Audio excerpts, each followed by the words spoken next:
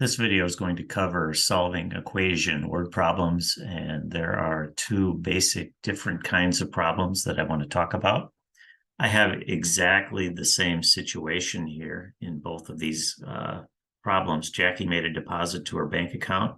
Before the deposit, she had $1,000 in the account, and after the deposit, she had $1,200. I think it's pretty obvious what's going on here, but we have two different questions that we can ask about this situation. On the left, which equation could be used to find the amount of the deposit? And it tells us that we're using the variable d for that deposit.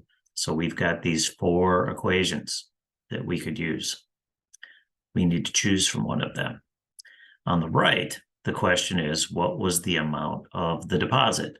So in the right example, we're being asked for the ultimate answer in terms of dollars. But on the left, we're being asked for an equation that would help us find that amount.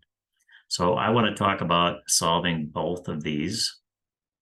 Let's take a look at method one. The method that they are suggesting that you use, they're kind of expecting you to use, is to translate the problem into an equation. And then step two would be to solve, if needed, if they're asking for an answer, or match up the multiple choice equation options to the one that you have. The problem with this is that the one that you come up with might be exactly right, but it may not look like it matches any of those. So let me explain how that can happen. So in this situation, we might come up with the equation that we started with $1,000 and we added our deposit D, and that then equaled the $1,200. And that's a correct equation, but there are different versions of this equation that you might have come up with. The first might be that you start with the 1,200 on the left, and you say that that's equal to 1,000 plus D. Same thing, but looks a little bit different. We could also say that the deposit would be equal to 1,200 minus 1,000. That would also be true. We could also say that 1,000 would be equal to 1,200 minus D. These are all variations of the same correct equation, and you don't know which one is going to appear in the list. So you may have to do some algebra, rearranging, subtracting D from both sides, subtracting 1,000 from both sides, just rearranging using algebra to come up with a match. All right. And that's one reason why you might want to use method two. In method two, you figure out the numerical answer just using logic. In simpler word problems, you can sort of figure out the answer by just reading through it and applying the logic. So in this case, if we started out with 1,000 and we ended up with 1,200, then we must have deposited $200, right? So then we look at these equations and we check to see which one would produce the answer of $200. In other words, if we put 200 in for the variable D, which one would it make true? If we multiplied 1,000 and 1,200, we're going to get a really big number, so it's not that one. If we took 200 and added it to 1,200, we're not going to get 1,000, so B is out. Let's move down to D. If I subtract 200 from 1,000, I'm going to get 800, not 1,200, so that's not true. And that leaves us with answer C. Sure enough, 1,200 is equal to 1,000 plus 200. In this video, I'm going to review a strategy for solving more difficult word problems where we're going to start with the answers. So the steps to using a guess and check strategy is to first read the problem carefully and understand and note the relationships in the problem. We need to know that in order to take step two. Then we're going to work backwards from each possible answer using these relationships. If we're successful, one of those possible answers is going to reveal itself as being the correct one because it's the only one that will agree with the statement in the problem. That probably sounds kind of confusing at this point. Hopefully, it will make more sense after we go through 4 examples. I want to talk about a very common useful relationship that you can take advantage of in problems like this. We have a known total, and we subtract a known number, and that will give us the other number. For example, if we know that we have 25 coins in our pocket, and we're guessing that 10 of those coins are pennies, and we know that the other coins are nickels, we can say 25 coins minus 10 pennies, there must be 15 nickels. So we know the total, we know the quantity of one item, we can figure out the quantity of the other item. Very useful. For example, this is something that will probably you'll answer very quickly. 3 people go to the movies and 2 of them are kids. How many are adults? Well, you're probably answered 1 pretty quickly, but we're using the same principle. We know there were 3 people. We know that 2 of them were kids. So the rest must be adults. You'll be surprised at how often you can make use of that simple idea in word problems. Here's some problem types where this can be very helpful.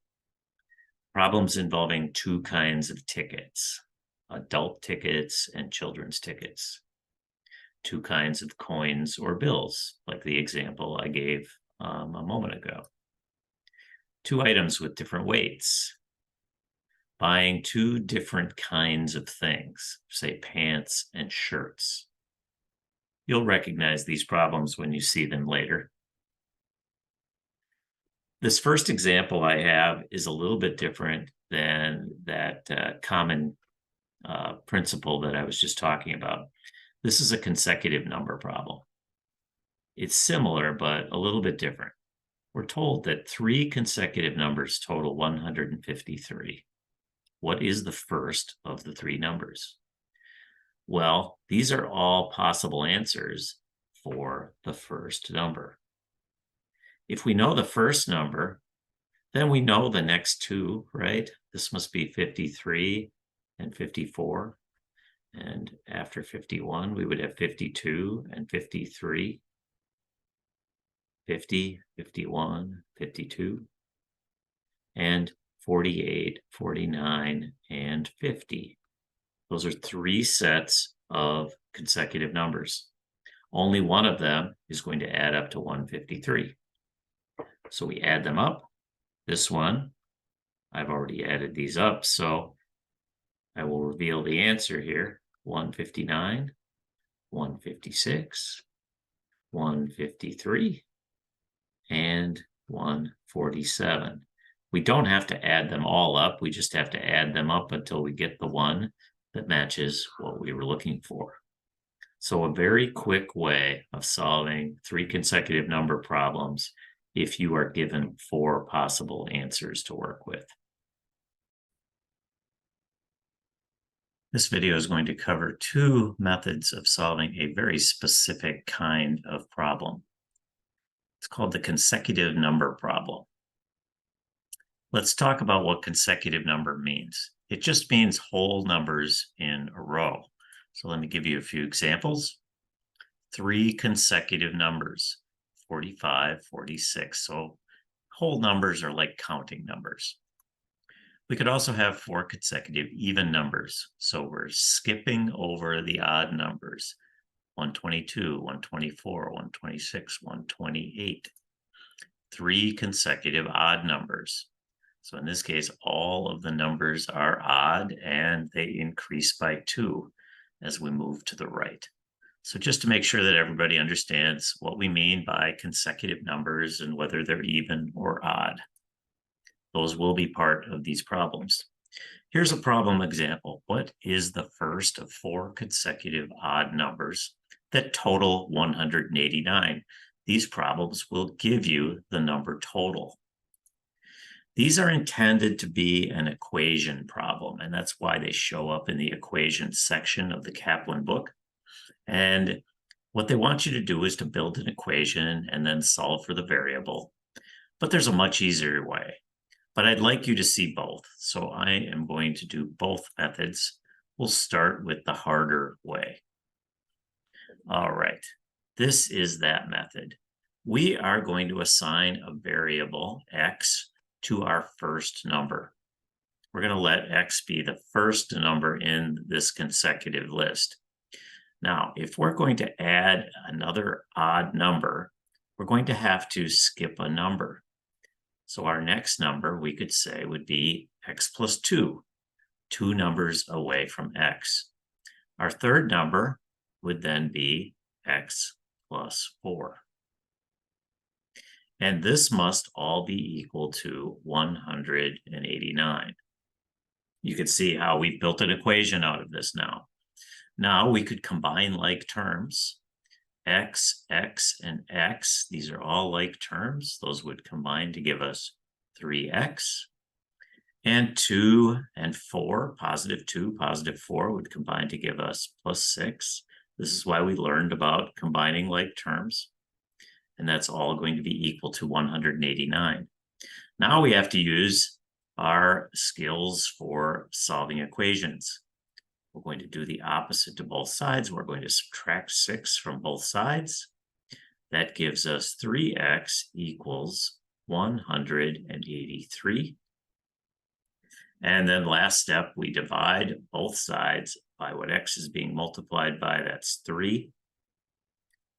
That cancels this out, and we are left with x equals 61. Now remember, that was the first number in our list, and we're talking about 3 consecutive odd numbers. So our numbers must be 61, 63, and 65. Notice that I skipped 62 because that's an even number. I skipped 64 because that's an even number. Now we have our list, and we were asked, what is the first number? So our answer to this question would be 61. Now, I think you can agree that's kind of a lot of work, a lot of steps to that. Let's talk about an easier way. These are the steps. Divide the total that you've been given by the quantity of numbers. I'm going to go through all the steps, and then we will do it for this problem. This is going to quickly find the middle of the numbers, which is very helpful. Once we find the middle of the numbers, we find the other numbers based on that being the middle. We can think of it like numbered doors. Make sure you select the right number, whether they ask for the first or the second or the middle or the last. You don't want to do all of the right work and then answer the question incorrectly because you picked the wrong number. Let's do that for this problem. We're going to start out by dividing 189 by 3 because there's 3 numbers. When we do that, we get the number 63. I encourage you to do that in your calculator. You get 63. Now, the reason I'm showing 3 doors down here is I always, for some reason, think about this like doors. This door must be 63. And we have consecutive odd numbers. So that must mean that the first one is 61 and the last one is 65. Do you see how we've already answered this question? The first of the 3 doors is 61. That's why I prefer this method. So now I'm going to go through a few more examples using only that simpler method. What is the last of 3 consecutive even numbers that total 498? So I'm going to keep this picture of 3 doors in my mind. We're going to start out by dividing 498 by 3. Grab your calculator. 498 divided by 3. And we get 166. Now keep in mind that that's just the middle point. I've got my 3 doors sketched out here, so that must be the middle door. We want to pay attention to what kind of consecutive numbers we're talking about. In this case, they're even. So the even number before this would be 164. And the even number after it would be 168. Now we have our 3 numbers. Let's go back and see what the question is asking for. What is the last? So we look at our doors. There's the last door. That's our answer. Pretty quick once you get the hang of it. Let's take a look at another one. What is the second of 4 consecutive numbers that total 358? Okay, we've got our 358. We divide that by the quantity of numbers. In this case, there are 4. 358 divided by 4. Use your calculator. And you get kind of a weird answer for this, 89.5. I wanted to go through one like this. And notice that when we have 4 doors, there isn't a middle. And that's kind of why we get this strange number, but we still want to make use of this number. That number is right in the middle of what we're looking for, and it's still useful, even though it's 89.5. So what is the second of 4 consecutive numbers? We're talking about just consecutive numbers here, not even like in the previous problem, not odd, just consecutive numbers. Let me change my color. So the number before 89.5 is just 89. The number after that is 90. The number before 89 is 88. And the number after 90 is 91. So 4 consecutive numbers. This makes sense. 88, 89, 90, 91. What is the second number? So you want to be really careful with this step. Don't do all of the work and then grab the wrong number. So we take the second number, and our answer to this question would be 89. In this video, I'm going to review a type of problem that seems to come up often. I refer to it as the 2 kinds of tickets problem, but you can see that it will be applied to other situations as well. The main point of these kind of problems is that if you are given a total quantity of 2 things, for instance, 10 tickets, there are a total of 10 tickets, some are adult and some are child, and you guess the number of one type, you can calculate a corresponding number for the other type.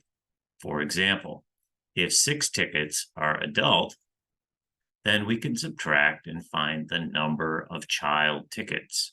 If there's a total of 10 and 6 are adult, we can figure out the other number using subtraction. 10 minus 6, there must be 4 child tickets if there were 6 adult tickets. That's the main principle that's involved here. So let's look at an example of this kind of word problem.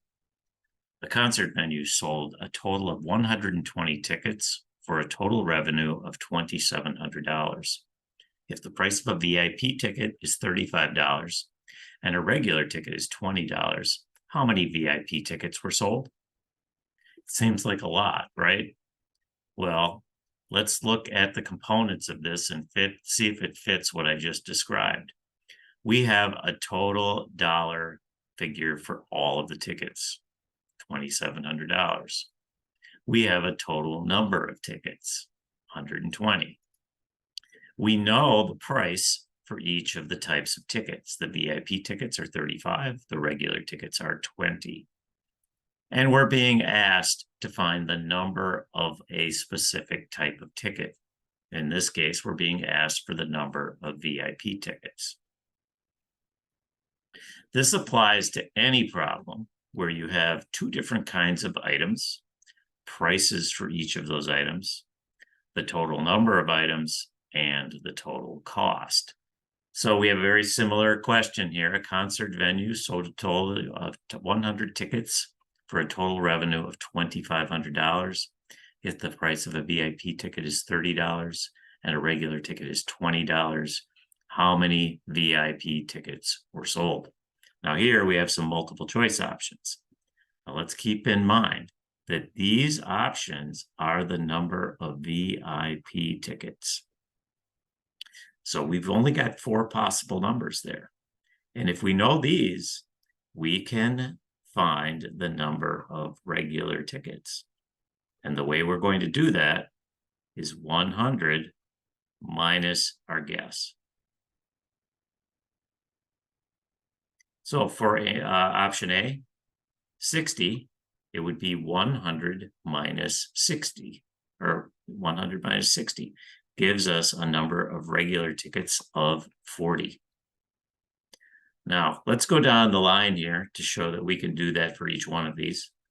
If there were 50 VIP tickets, there would be 100 minus 50 regular tickets. That would be 50. 40 VIP, 100 minus 40 would be 60 regular tickets. And if there were 30 VIP, 100 minus 30, there would be 70. Now, I think you can agree that if we know the quantities of the tickets, of each type of ticket, and we know the prices, we can figure out how much would have been spent. So let's start with option A. 60 VIP tickets times the cost of those tickets, which is 30, plus 40 regular tickets times the cost of those tickets, 20. What does that equal? Plug that into your calculator. That would be 1,800 for the VIP tickets, and that would be another 800 for the regular tickets. That is $2,600. That's a little bit too much, but we're close. So let's try 50. So we just do the same thing. 50 times 30 plus 50. There's also 50 regular tickets times 20. 50 times 30 is 1,500.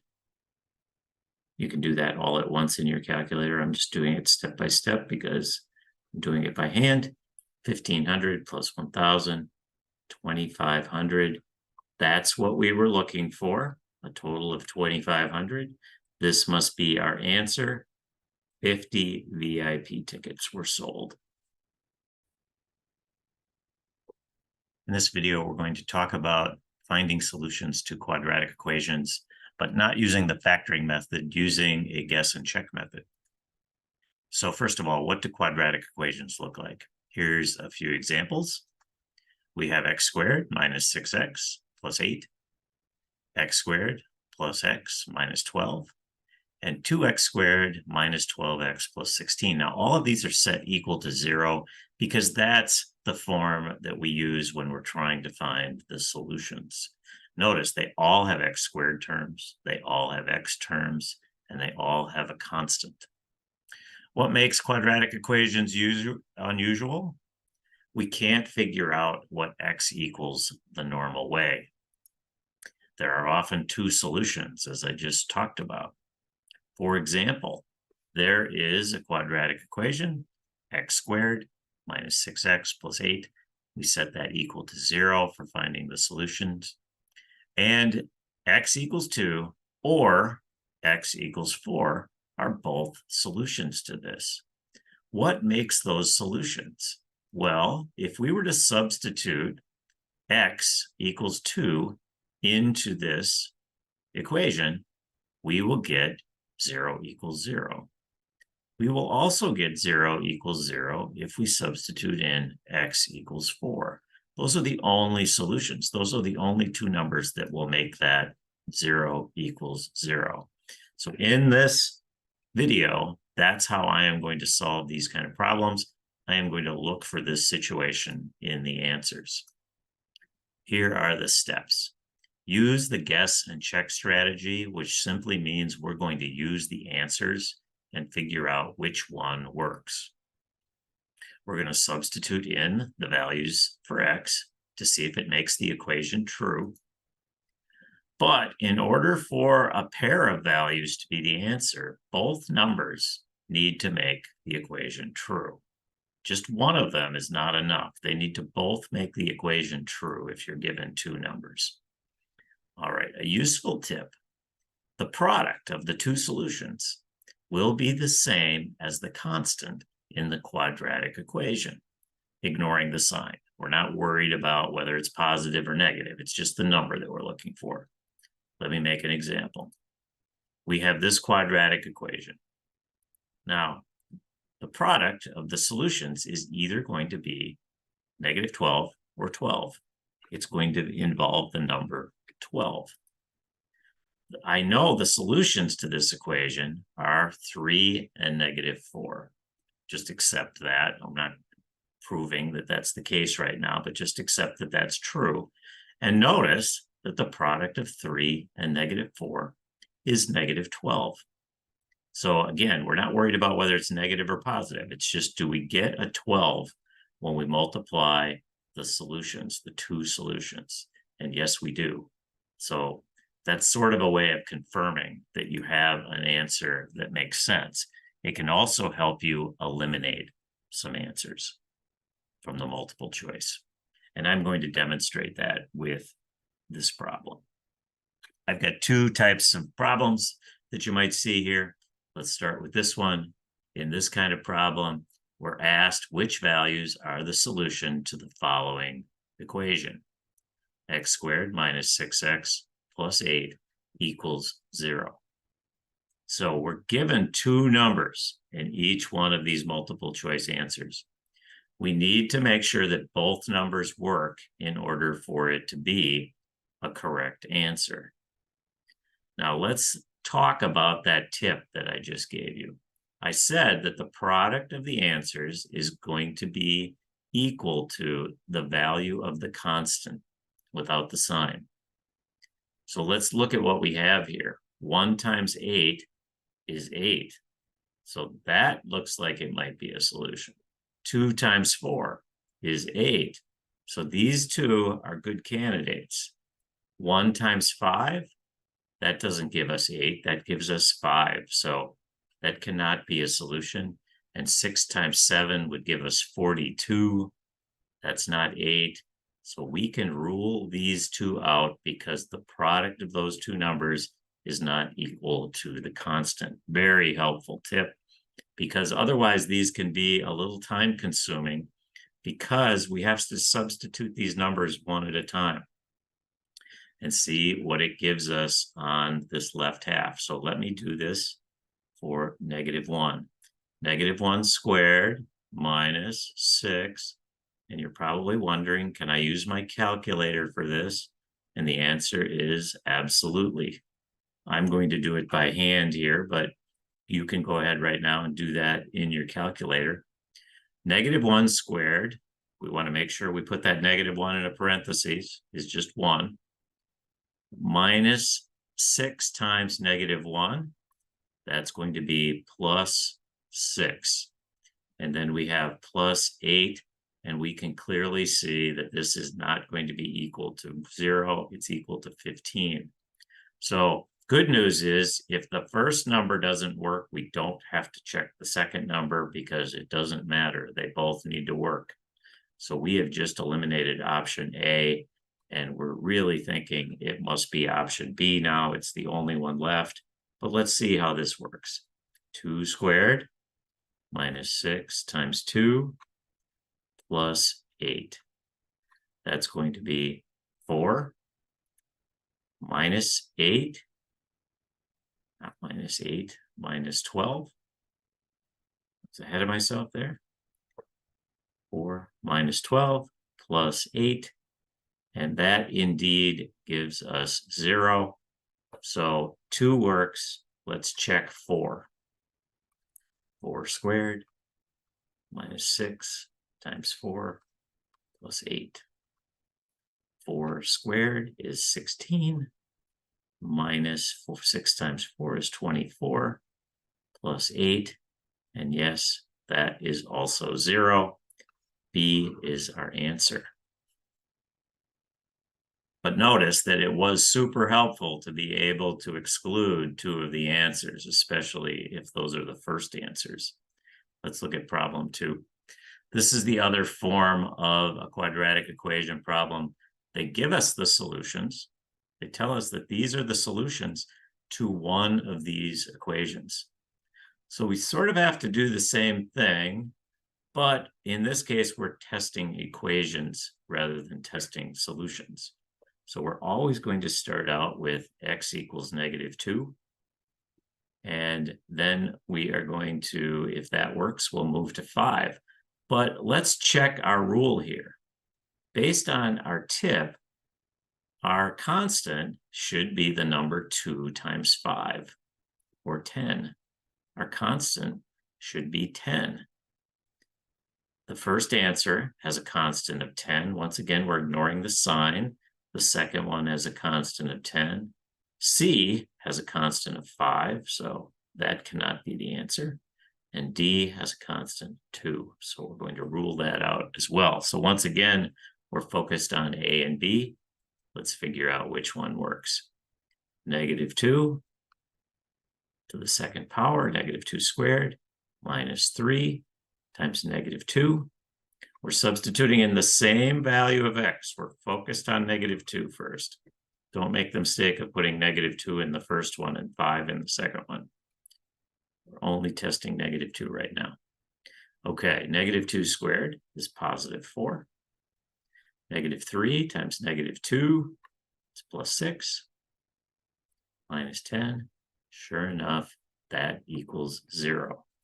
Now, it's often the case when the first one equals 0, the second one is also going to equal 0, but you should definitely test it. -3 times 5. Now, this time we're using 5 to replace both x's. -10. 5 squared, 25. -15. -10 equals 0. And again, you can do this all at once in your calculator and just test, does that equal 0? That's going to be quicker than what I did here.